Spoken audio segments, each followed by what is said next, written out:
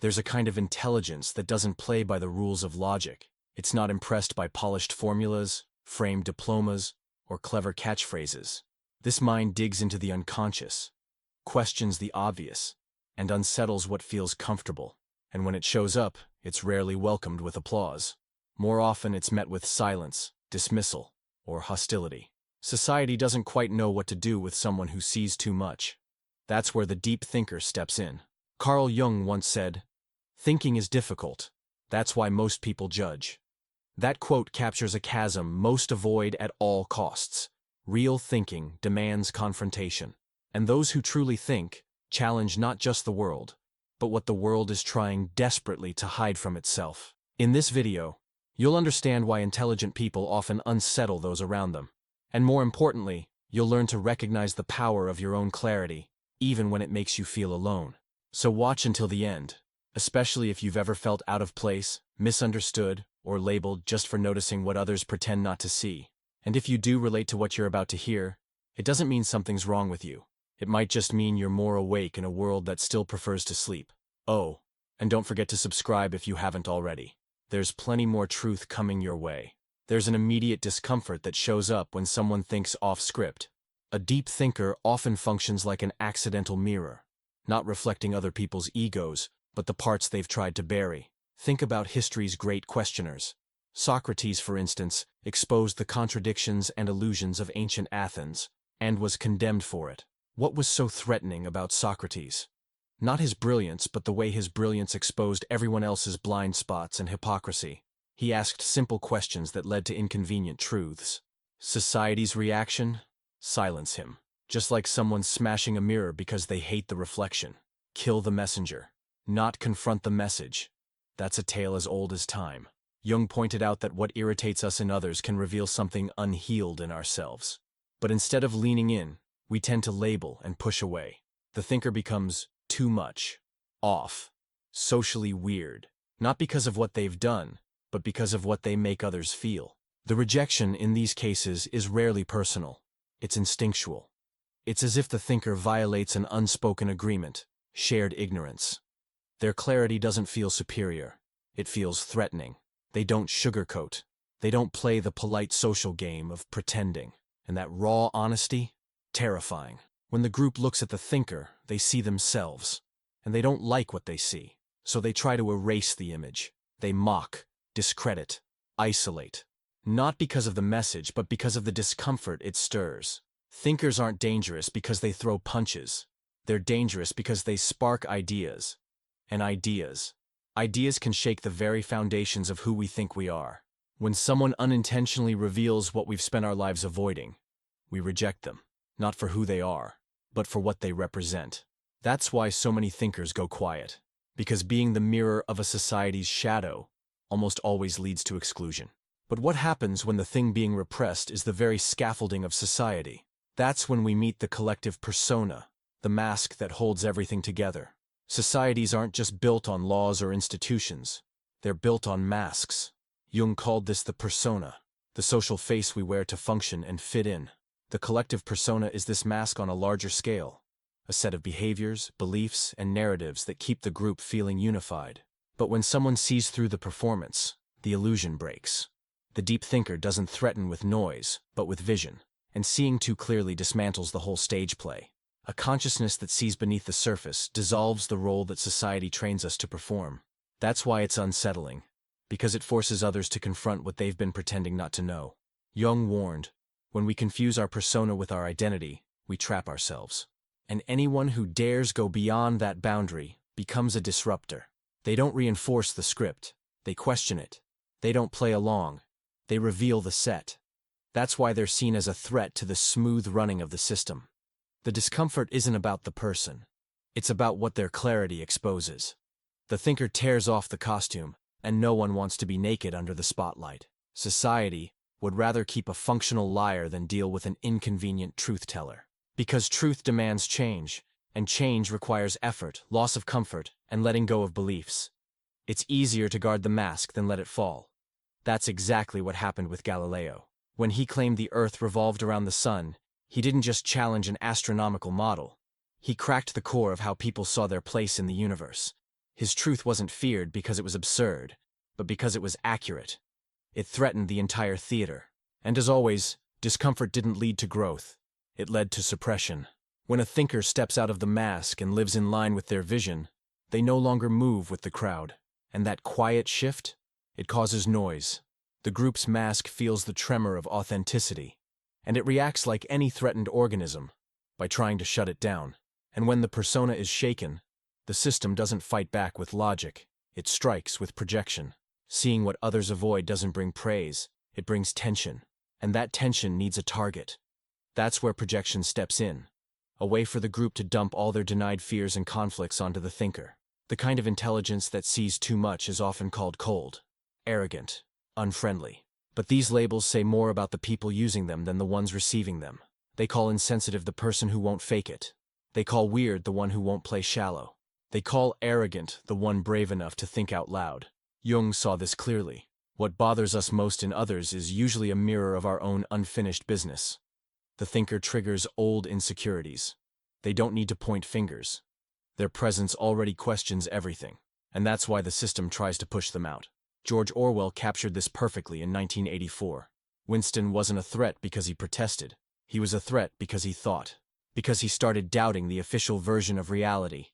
And in a system built on control, doubt is the real crime. Just like Winston, the deep thinker doesn't need to be loud to be seen as a problem. All it takes is seeing through the dominant narrative, refusing to play along, not laughing at the approved joke. That small refusal? It's enough to earn the label, troublemaker. Projection protects the shaky inner world of those who can't bear to lose their illusions. So, the thinker becomes the scapegoat, the place where all the fears, doubts, and frustrations of the group get dumped. But this isn't a conscious conspiracy. It's an unconscious reflex. The thinker isn't hated for who they are, but for what they trigger. The quiet collapse of a false sense of stability. To think deeply is dangerous in a world obsessed with appearances. And those who dare to think inevitably touch on wounds the group isn't ready to heal. As the projections grow louder and the labels pile up, the thinker pulls back. Not out of pride, not out of disdain, but because they sense, deep down, that there's no room for what they carry. At that point, isolation stops being an escape. It becomes a rite of passage. The world rejects those who don't fit, but in doing so, it unknowingly pushes them toward another kind of path, the path of depth. It's the classic hero's journey from ancient myths. Cast out from the ordinary world, the hero faces darkness, endures invisible trials, and only then returns, transformed. If they return at all. Jung saw this journey as part of individuation. Without solitude, there's no connection to the self, and without that connection, there's no inner truth strong enough to face outer chaos. So the isolated thinker isn't being punished, they're being called. This solitary path marked some of the most brilliant minds in history. Nikola Tesla, for instance, avoided social gatherings and believed solitude was essential for true creation. For him, it was in silence that the mind's most intricate circuits aligned. Arthur Schopenhauer saw solitude as the realm of higher spirits, not out of elitism, but because not every mind can endure constant exposure to the collective noise. Virginia Woolf, when writing about a room of one's own, wasn't just talking about physical space. She meant an inner realm where a woman, a creator, a thinker, could exist uninterrupted. And Albert Einstein, despite his public admiration, treasured solitude as the birthplace of intuition. He once said, "The monotony and solitude of a quiet life stimulate the creative mind." These are not outliers. They're variations of the same arc. The thinker who, unable to find a mirror in the world, turns inward. And in that descent, they don't just find ideas, they find identity. There's a quiet kind of pain that comes with this exile. It's the breaking away from surface living, from the automatic smile, from the social scripts that once offered shelter. The thinker feels the solitude as loss, until they begin to realize it makes space for a new kind of listening. One without noise, without distraction, without performance. In mythology, the hero never finds strength in the crowd. It's always in the void, in the silence, in the mapless journey. The deep thinker follows that same path, even without a name or sword. This is where solitude often gets mistaken for weakness. But what's really happening is preparation. Integrity is born not in applause, but in the absence of easy answers. This is the moment when the rejected thinker stops seeking validation and starts at last to listen inwardly. If this theme, how intelligence leads to loneliness, resonates with you, check out our other video on why intelligent people often prefer being alone. I'll leave the link in the description and in the cards. This withdrawal doesn't just break ties with others, it shatters the thinker's own self-image. Because even those who seek truth unknowingly carry fragments of a social ego, the part shaped to be liked, admired, understood. But as awareness deepens, that mold begins to crack, and inner conflict follows. Jung called this individuation the path through which the self, the most authentic, deepest core of one's being, begins to emerge. It's an uncomfortable process because it threatens the social role we've been performing our whole lives. The mask doesn't fall off all at once. It crumbles slowly, and with every piece that breaks, part of the ego fights to survive. The thinker, aligning more and more with their truth, feels this rupture intensely. They can no longer say the things that used to sustain their relationships. They lose tolerance for small talk that ignores the essential. They can't play the same games they once did without even noticing. This isn't arrogance. It's incompatibility. The social ego needs belonging, praise, reassurance. The self doesn't care about applause. It wants coherence. And when forced to choose between pleasing the group or being true to what they see, the thinker chooses truth. This is a dangerous moment, because the internal conflict can be crushing. The ego still wants to survive, still tries to twist clarity to fit the old life, but the self demands integrity, even if it costs connections, status, or the illusion of comfort. And this demand isn't a command. It's a truth that can no longer be ignored. It's at this crossroads that many retreat. They try to silence the self to return to the safety of the role, but something's already changed. And going back completely? No longer an option. The thinker who makes it through without surrendering entirely to the ego begins to move differently in the world, with less armor, with sharper perception, and, inevitably, with more solitude. But there's a subtle and dangerous detour that can arise on this journey. When the thinker disconnects from the social ego and aligns with the self, there's a risk that this connection turns into total withdrawal, a retreat so deep it becomes a fortress, where lucidity turns into insulation rather than a bridge. It's only natural to seek protection after so much rejection, after so many projections. But when that protection turns into intellectual self-sufficiency, something vital is lost. Dialogue dies, and with it, the capacity to listen, which is just as crucial as the courage to speak. History is full of such examples. Brilliant minds who, having found no resonance, ended up talking only to themselves. Their ideas stopped breathing because they stopped circulating. Thought, without exchange, becomes monologue. And no matter how brilliant, a monologue can't move the collective. It only isolates. Jung warned of this trap. Individuation is not a spiritual ego trip. It's about integration. And integration requires contact with others, even when those others seem shallow, difficult, or hostile. A thinker who refuses to engage is no longer seeking truth. They're hiding from it. The line between integrity and isolation is thin. At some point, the thinker may start to mistake authenticity for superiority. They may begin to see the world as too small to understand them. And that feeling, while understandable, is a trap. Because truth that doesn't communicate eventually collapses inward. That's why creative solitude must always come with vigilance. Lucidity is born in silence, but it takes shape and meaning in dialogue. A thinker who wants to transform rather than just observe must return, even in small doses, to the realm of listening. Thinking alone is necessary, but staying alone for too long can turn a thinker into the very thing they once questioned. As the thinker aligns with the self and begins to see more clearly, they don't just spot their own illusions. They start to perceive, with painful clarity, the shadows society insists on denying. And by naming what's hidden, they become, once again, a threat. The shadow, as Jung described, is everything consciousness refuses to accept. In the individual, it shows up as repression, contradiction, unacknowledged impulses. But in the collective, it takes on far more dangerous forms. Intolerance disguised as morality, ignorance parading as opinion, fanaticism masked as conviction. And the thinker by nature reveals these cracks.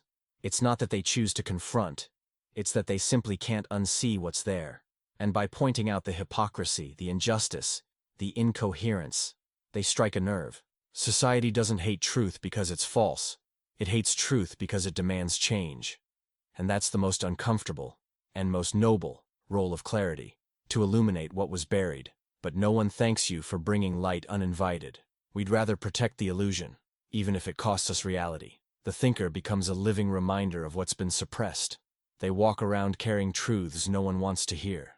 Truths about the systems we live under, the lies we cling to, the beliefs we repeat without realizing they've already died. That's why they're seen as inconvenient, dramatic, intolerable. Because by exposing the shadow, they threaten the fragile balance society maintains. A balance built not on truth, but on omission. The shadow isn't just what we hide. It's often what we defend, without even knowing it. And when someone starts describing what it really is, our instinct isn't to listen. It's to silence. Every society carries unresolved wounds, old pains buried in the name of order. And any time a thinker dares to touch those wounds, even gently, the group reacts. Not against the idea itself, but against the pain it brings back. There are traumas that stretch across generations. Normalized oppression, institutionalized violence, collective silencing. They live on, masked by talk of progress, buried under tradition, but never healed. And when someone starts naming them, when they expose the crack where truth seeps through, the system fights back. Not because it wants clarity, but because clarity reopens what was sealed. Jung knew that all healing begins with pain, that there is no growth without facing what hurts. But most people aren't ready for that path. They'd rather stay comforted by lies than wounded by truth. In this context, the thinker becomes a kind of mirror bearer, reflecting not only what individuals hide, but what the entire culture refuses to process. Their presence, their words, their very being, all of it becomes a trigger, because they represent the risk of reopening what was forcibly shut. This symbolic re-traumatization doesn't just happen in the realm of ideas. It hits the emotional core of the collective. It stirs discomfort, denial, anger. The thinker becomes the messenger no one wants. And like many messengers before, they get mistaken for the message. But unacknowledged pain doesn't vanish. It recycles. And the only way to break that loop is to face what's been swept beneath history. The thinker who insists on truth, even knowing it leads to isolation, is trying, often without words, to make space for healing. But healing doesn't come first. Resistance does. And that's why the thinker is seen as a threat. Not because of what they say, but because of what they awaken. There's a simple reason most people avoid the truth. It's hard work.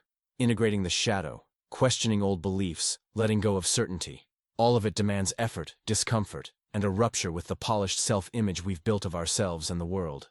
The collective persona, that social mask keeping everything looking fine, is far easier to maintain than walking the messy path toward awareness. That's why thinkers unsettle people. They're not offering a new trick. They're inviting transformation. And transformation demands responsibility. Truth is scary not just because of what it shows, but because of what it demands from those who see it.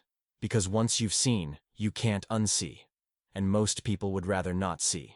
They choose the comfort of repetition, the safety of rituals, the predictability of ignorance. The thinker breaks this cycle. They don't reinforce the mask. They pierce through it. Their words, their presence, even their silence often feel like a challenge.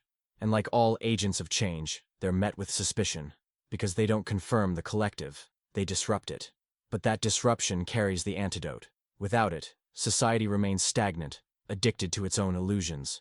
Even when rejected, the thinker brings something the group has lost: the ability to question, to rethink, to grow. Most see them as a threat, but they hold the key to doors no one else dares open.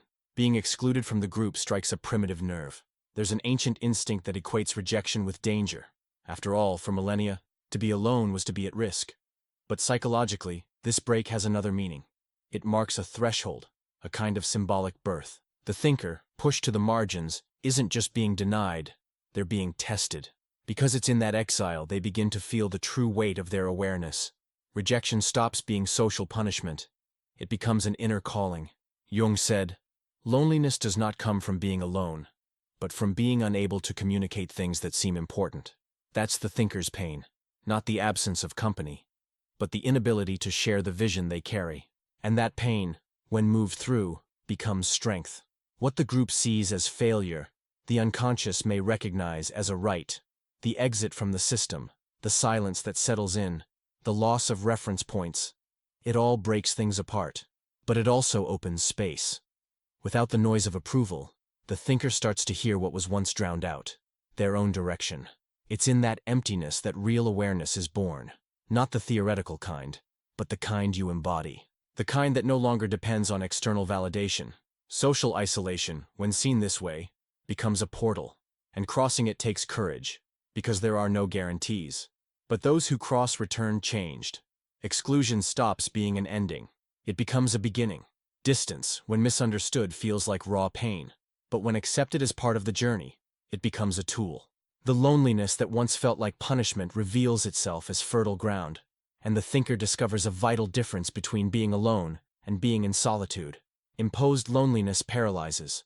Chosen solitude awakens. It's in this intentional silence that the thinker begins to reorder everything: thoughts, intuitions, old wounds, emerging truths. The world's noise fades, replaced by a rarer listening, the listening to the self. And in that listening, something new begins to take shape, not just ideas, a new way of existing. Jung noted that the self doesn't shout, it whispers. And to hear that whisper, one must withdraw from constant noise, must accept the journey without companions, not as weakness, but as an act of power. In creative solitude, the thinker doesn't just protect themselves, they expand. The sting of isolation begins to give way to the freedom of no longer having to perform. And in that space without external expectations, real creation emerges. Not the kind that seeks applause, but the kind that says what must be said, even if no one understands it. Exile becomes a lab, silence becomes fertile ground, and the lack of response becomes open field for the most authentic expression. To many, this process is incomprehensible, but for those who live it, it changes everything. The deeper the thinker goes, the more they realize awareness isn't neutral.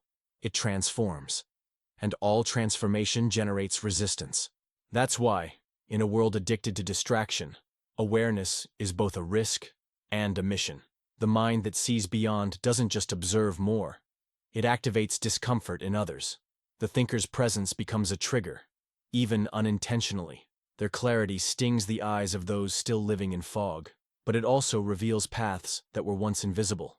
This paradox defines the thinker's path. They are threat and guide at the same time. They carry the wound and the healing, the problem and the possibility, not because they have all the answers, but because they've had the courage to ask the questions no one else wanted to face. Awareness doesn't ask for permission. It unsettles, displaces, destabilizes, but it also frees. And those brave enough to hold it, even without support, inevitably end up lighting the way for others, even if they never realize it. Jung understood that the collective unconscious resists change the same way the body resists infection. But still, he said, we must become whole, not just good. Wholeness demands lucidity, and lucidity is always uncomfortable at first. But it's the first step toward real healing, personal and collective. At this stage, the thinker is no longer just someone who sees. They become someone who holds what they see, even when the whole world refuses to look. In the end, the rejected thinker isn't just someone who suffers from seeing too much. They are someone fulfilling a vital role for the whole, even from the margins. Even when dismissed, even when mocked, they carry within them the spark that might reignite the sleeping awareness of the collective. Jung said, the world doesn't need more good people. It needs more whole people. And to be whole means walking through shadow, shedding the mask, enduring rejection, and still not abandoning clarity. That's why thinkers are unsettling, because they're not playing a part. They're living in depth. Each time they protect the silence needed to think, each time they refuse a role that no longer fits, each time they choose to stay true to what they see, even at the cost of belonging, they're doing invisible work, slowly awakening the soul of the collective. Individuation, at that point, stops being a personal journey. It becomes political, symbolic, spiritual. The thinker becomes the embodiment of what society as a whole must do, but avoids. Look within. Face what hurts. Integrate what was split off. Maybe they'll never be applauded. Maybe their impact will only be recognized long after they're gone. But truth doesn't need recognition to operate. It works quietly, like a seed dropped in the dark. The thinker plants, even alone. Even when no one seems to be listening. Even when the world around them looks barren. Because their mission isn't to please. It's to see. to speak, to hold, and by doing so, even invisibly, help humanity grow, even if humanity isn't ready to thank them for it. If you made it this far, leave a comment saying, "Thinking is power." That way, I'll know you're part of this rare group still brave enough to think deeply. And if this content resonated with you, consider clicking the thanks button below. Your support makes a real difference and helps this channel reach more people, especially in a world that seems to run from reflection. See you in the next video.